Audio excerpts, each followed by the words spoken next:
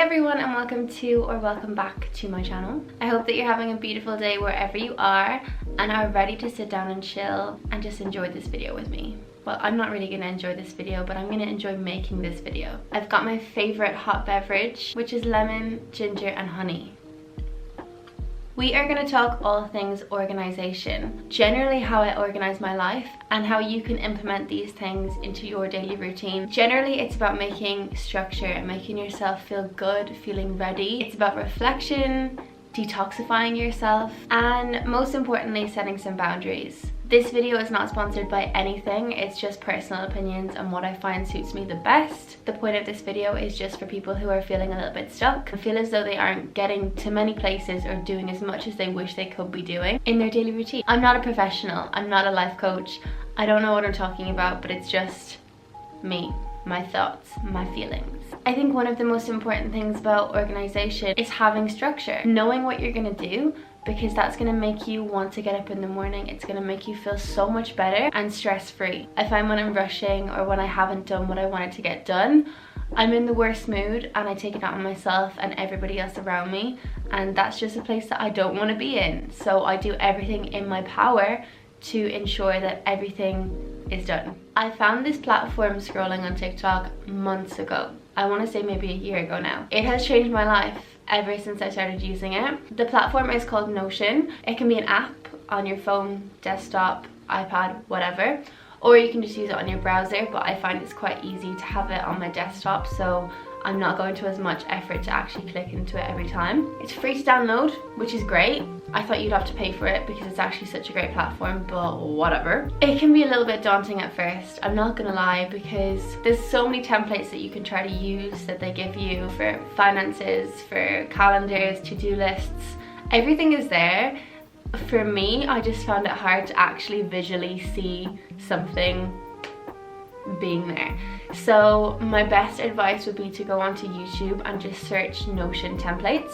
There's so many people that just do YouTube videos on it and post about their free templates that they are making for people. Click on the link, it's free, and then you can just use that template and just switch it around to a way that you want it to be. I've tried two, and the one that I'm using now, I am obsessed with it. It's got everything in it that I could need. So this template is by a girl called Moya, and when I say I'm obsessed with her, I'm obsessed with her. Template just makes so much sense. It's got everything in there, and because I look up to her so much, it makes me feel as though I can achieve what she's achieving by just having her template. I know it sounds silly, but it's okay. On the left hand side, I've got my top tasks. My top tasks are basically the things that I need to get done regardless of what they are. They need to be done. It can be this week, this month, this year, whatever. Just write them down and it's gonna feel so good when you take them off. One of my other favorite things about it is the calendars that you can make. I make a content calendar for my social medias, and basically it allows me to plan out everything that I want to get done. Even though I still have a list of ideas that I want to do and posts that I want to create,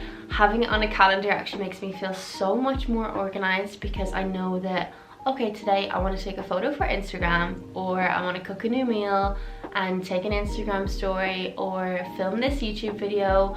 It just makes me feel like I know what I'm doing. Especially with platforms like TikTok and Reels, I just neglect them and I forget about them. It helps me so much knowing that I've got it written down to say that I need to do this. It's like a reminder, and if I don't do it, I'm mad at myself. One of the things that I loved about this template is that Moya has a habit tracker, which I think is really cool and it's such a good idea.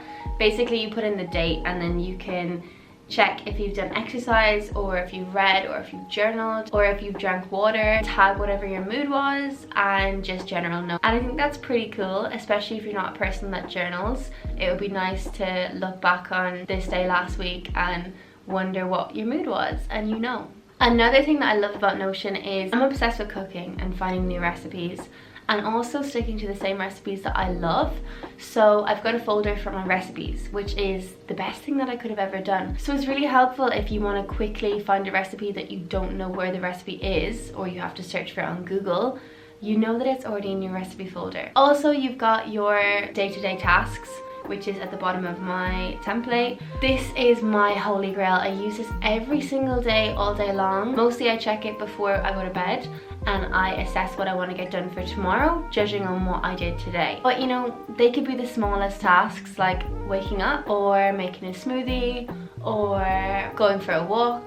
Just the smallest things, but just by writing it down and taking that off, it's gonna feel so much better when you do actually take it off. There's a course that I'm doing, and for all of the course notes, I just write it down in here as well. I swear to you, everything is in this platform, and I would die if it deleted or it got removed. I think I would die. My second point, which kind of flows off of this topic, would be to-do lists. I know that they're scary.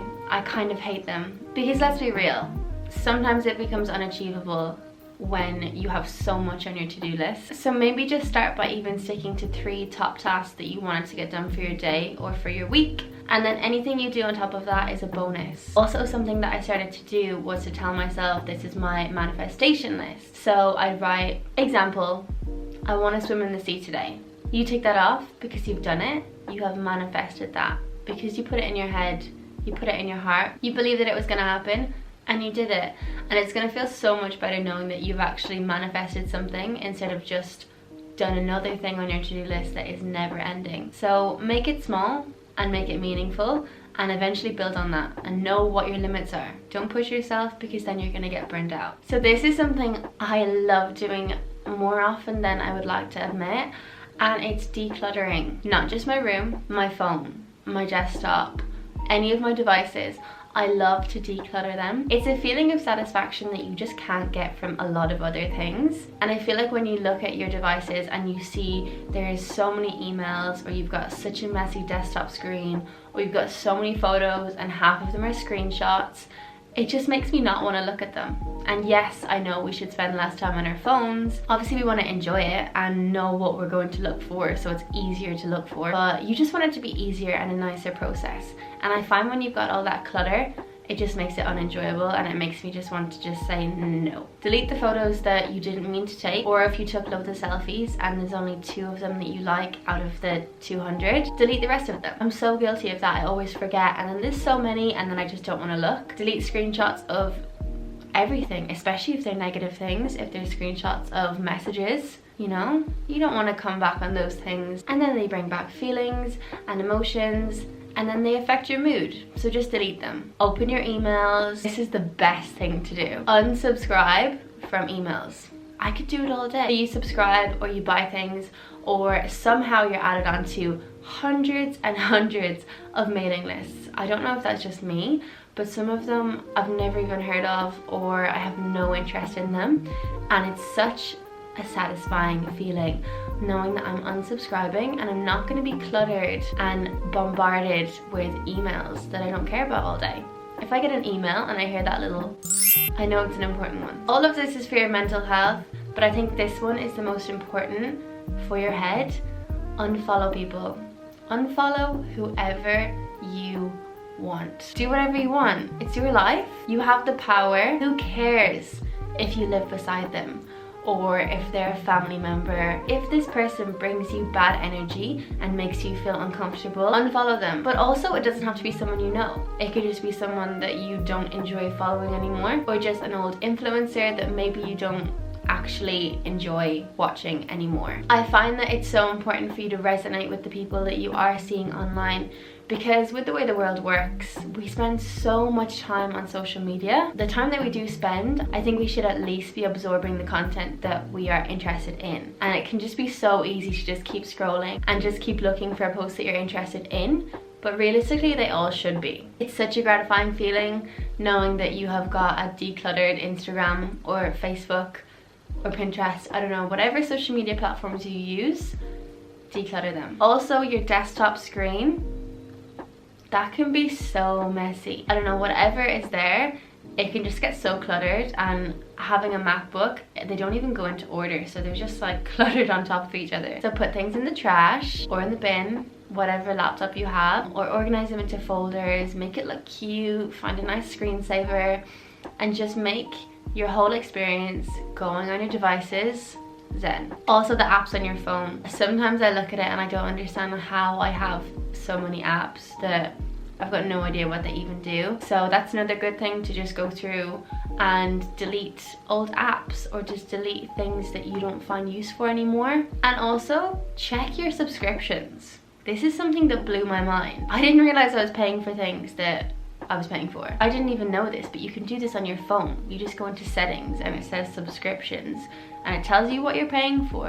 And I cancelled so many subscriptions. So that makes me feel so much more organized, knowing where my money is going and what I can do with the extra money that I have that isn't going to those places. My last favorite organization tip is to plan your meals before you go to the supermarket. I honestly was so bad at going to the shops and just getting whatever I wanted in that moment, but it makes it fun when you actually research meals that you want to cook or that you want to try, or just writing down ingredients that you know that you need. For me, that stops food waste. Being completely honest, I've wasted so much food in the past that I had full intentions of eating. So it's just taught me to make use of what I have, and by doing that it's helped me make so much better choices as to the food I'm putting in my body and what I am buying. To wrap it all up and to recap, write some to-do lists, but don't make them too intense. Plan your meals ahead, declutter your devices, unfollow toxic people, and I think something that will really help you stick to being organized is prioritizing your self-care and just allowing yourself to do nothing. Because then in the moments where you are being productive and you're being busy and being your best self, you know that you can just go and do nothing later and watch a movie, whatever it is that makes you happy. Have your productivity time and then have your self-care time. You have to prioritize both. And for me, I think they should be prioritized equally. But I hope that that gives you some insight and maybe some ideas as to what you can do with your daily routines. Also, if you have any suggestions of how you like to organize your life, please leave a comment underneath, because I love trying new things. Then we can all give it a go. But I hope that you're feeling motivated and ready for a new week, new moon, new life cycle. So it's a perfect time to detoxify yourself, spend some time reflecting and planning, and then take some action. Make it a fun process, and it will be. But I think that wraps up my video. If you did enjoy it, it would mean the world if you could subscribe to my channel, because I post weekly. But thank you so much for watching, and I hope that you have a beautiful week. Whatever your plans are, make some plans, get excited, and we will see you in the next video.